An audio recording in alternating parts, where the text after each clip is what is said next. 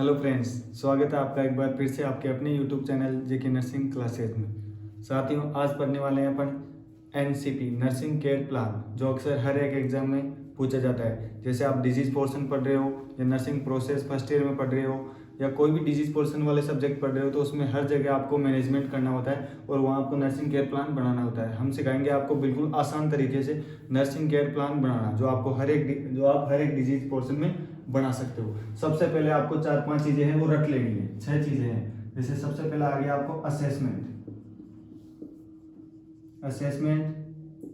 दूसरा आता है डायग्नोसिस, तीसरा आता है गोल, आपका गोल क्या होगा, चौथा आता है प्लानिंग और पांचवा आता है इम्प्लीमेंटेशन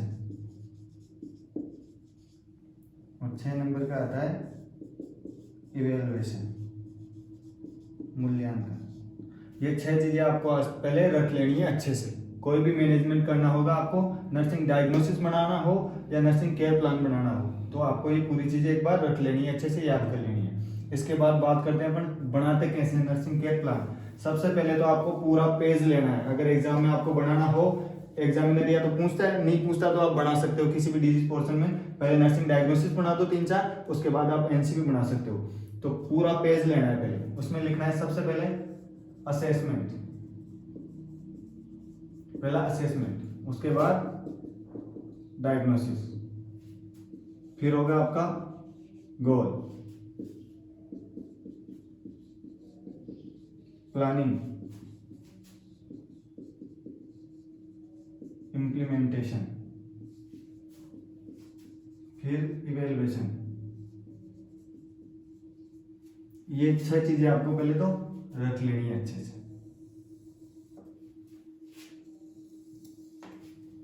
पूरे पेज में ऐसे बनाना है, आधे पेज में कभी भी नहीं बनाना, नहीं तो पूरे नंबर नहीं मिलेंगे। और लगभग 6 नंबर 8 नंबर या 10 नंबर का आपका नर्सिंग मैनेजमेंट हर एक डिजीज में पूछता है। नर्सिंग मैनेजमेंट ये एनसीपी सबसे पहले तो आपको बनाना होता है साइन एंड सिम्टम्स पे। किसी भी डिजीज पोर्शन में अगर जो साइन सिम्टम्स आ रहे हैं उस पे आपको बनाना होता है। जैसे फर्स्ट बात करते हैं अपन सीओपीडी का, आपने नाम सुना है?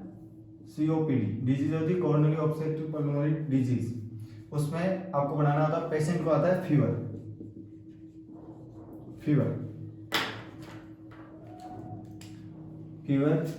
या आप लिख सकते हो पायरेक्सिया, ठीक है? इस पे बनाना होता है। सबसे पहले आता है असेसमेंट में 2 चीज आती है, सब्जेक्टिव और objective.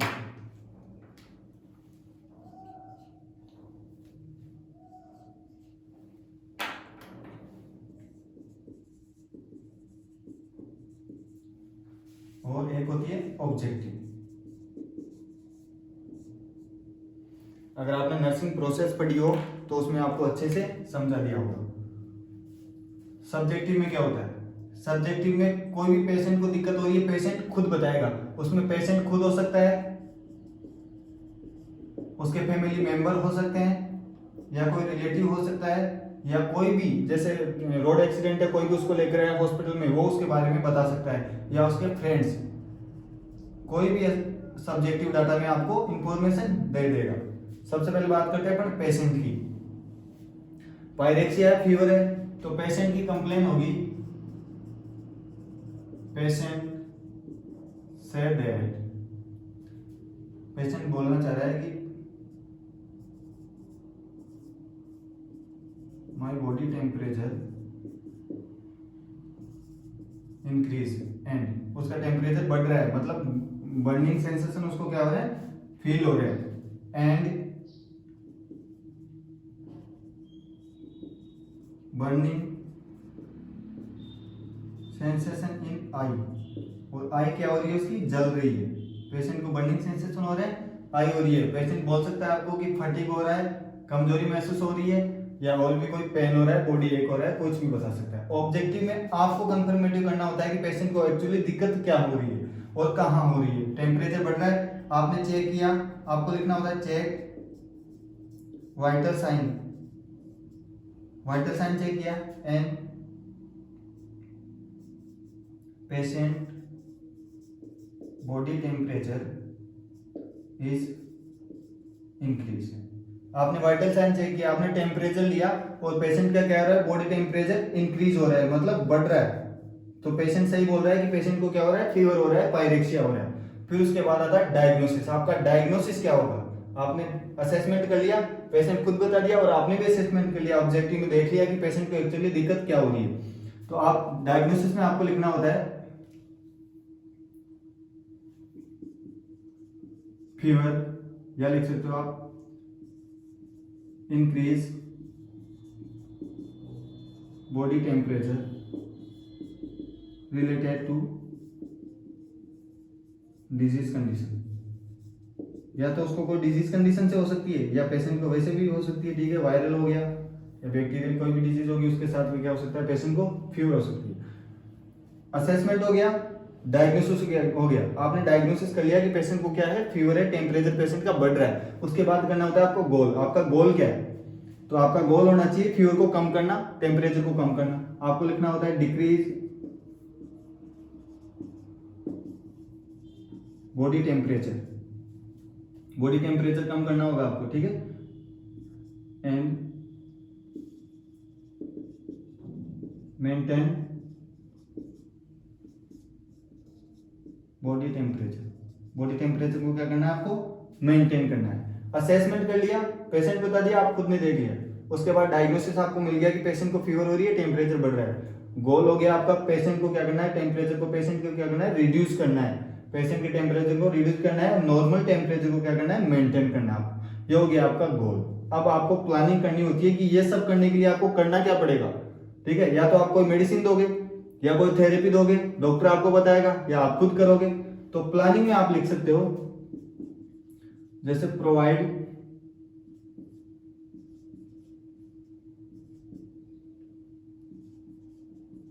Anti पायरेटिक्स drugs according to doctor order. Doctor order करेगा, आपको क्या देना है, एंटीपायरेटिक देना है। लाइक दैट आप दे सकते हो पैरासिटामोल, ठीक है। ये प्लानिंग कर रहे हो आप। उसके बाद provide cold spongin, cold spongin therapy देनी है आपको। कोल्ड जो होती है आइस पैक्स वगैरह, वो आपको पेशेंट के ऊपर क्या करना होता है, अप्लाई करना होता है, ताकि बॉडी टेम्परेचर को आप मेंटेन कर सको। आपकी प्लानिंग हो गई। आप एंटीपायरेटिक ड्रग दे सकते हो उसको, या कोल्ड स्पंजिंग दे सकते हो, या कोई भी प्रोवाइड कंफर्टेबल या काल्म क्लीन एनवायरनमेंट आप प्रोवाइड करवा सकते हो पेशेंट को, जहाँ पेशेंट क्या हो, इरिटेट नहीं हो। उसके बाद आपको इम्प्लीमेंटेशन, आपने प्लानिंग कर ली, उसके बाद उसको लागू करना है आपको पेशेंट के ऊपर। आपने प्लानिंग कर लिया आपको क्या क्या देनी है, और फिर आपको इम्प्लांट करना है उसको, उसी चीज को आपको क्या करना है, लागू करना है पेशेंट के ऊपर। जैसे लिख दिया आपने provided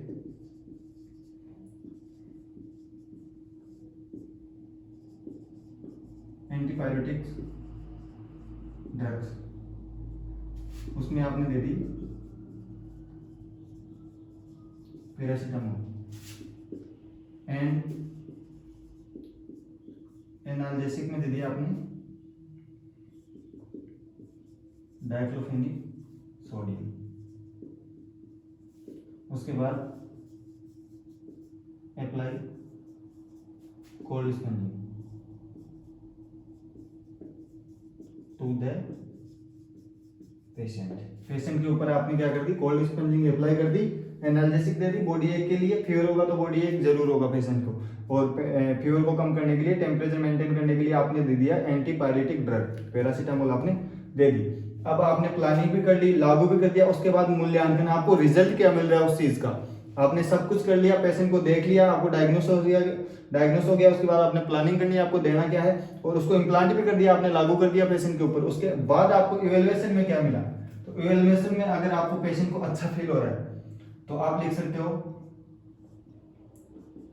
patient feel better, patient को बेटर फील हो रहा है। या लिख सकते हो आप मेंटेन नॉर्मल बॉडी टेम्परेचर और पेशेंट का आपने बॉडी टेम्परेचर क्या कर लिया, मेंटेन कर लिया, और पेशेंट को क्या हो गया, अच्छा, थोड़ा अच्छा फील हो रहा है, ठीक है, बेटर फील हो रहा है पहले से। पहले फीवर थी, उसके बाद आपने प्रोवाइड करवा दिया, उसको ड्रग्स दे दी, थेरेपी दे दी, उसके बाद पेशेंट को बेटर फील हो रहा है, या उसका बॉडी टेम्परेचर आपने क्या कर लिया, मेंटेन कर लिया। तो ये हो गया आपका नर्सिंग केयर प्लान। बिल्कुल आसानी से ऐसे लिखना है, एक ही पेज में लिखना है, आधे पेज में कभी नहीं लिखना है, ठीक है। उसके बाद अपन एक और एनसीपी पे बात कर लेते हैं, एक में समझ में नहीं आया होगा, दूसरे एनसीपी पे बात करते हैं।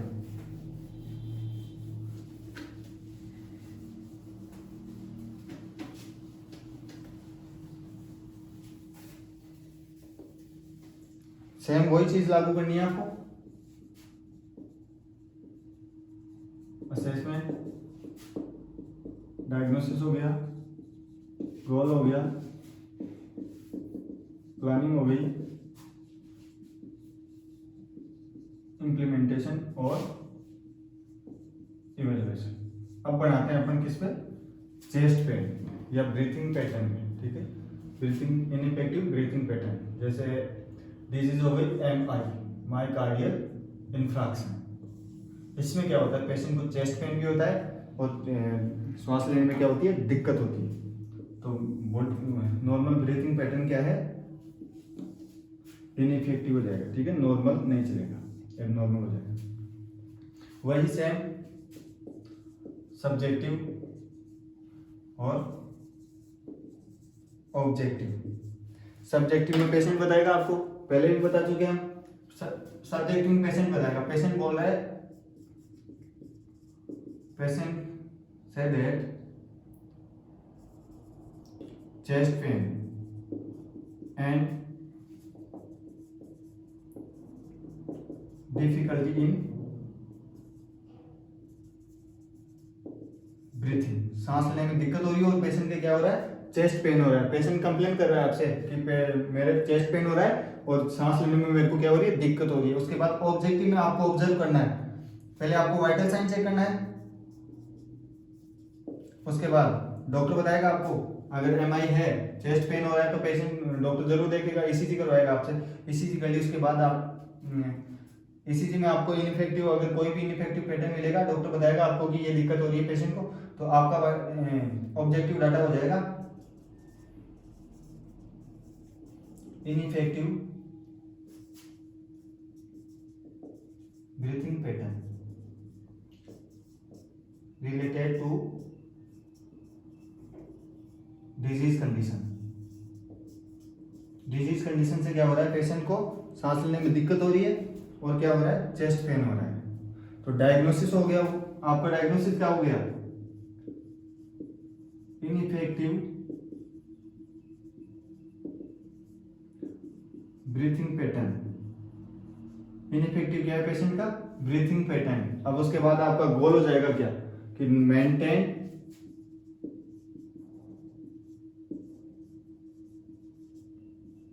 नॉर्मल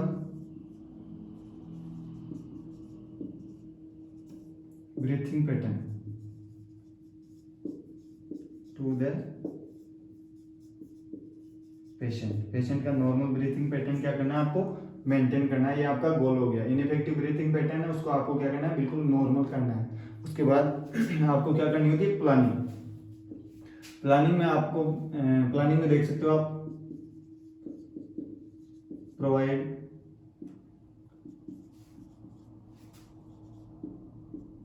ब्रोंकियो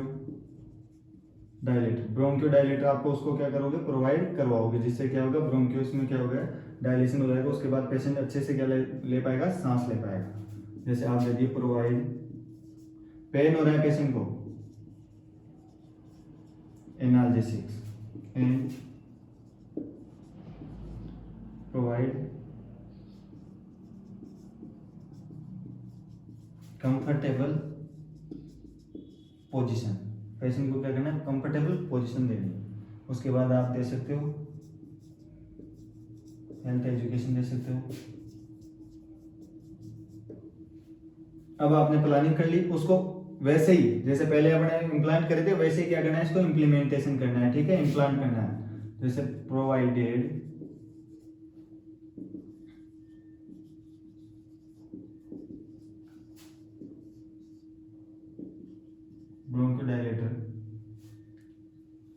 जैसे ब्रीथिंग पंप जो होता है आपका, या आप उसको क्या करोगे, प्रोवाइड करवाओगे, या प्रोवाइडेड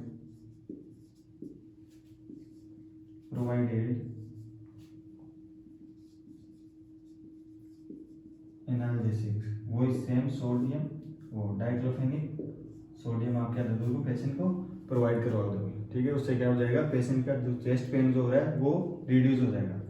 फिर आपने दे दी प्रोवाइडेड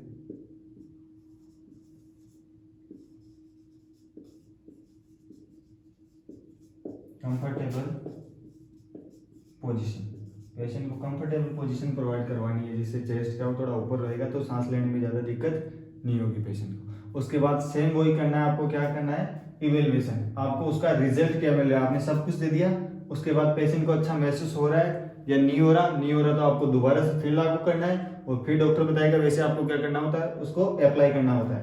इवेल्युएशन में देख सकते हो आप, maintain normal breathing pattern to the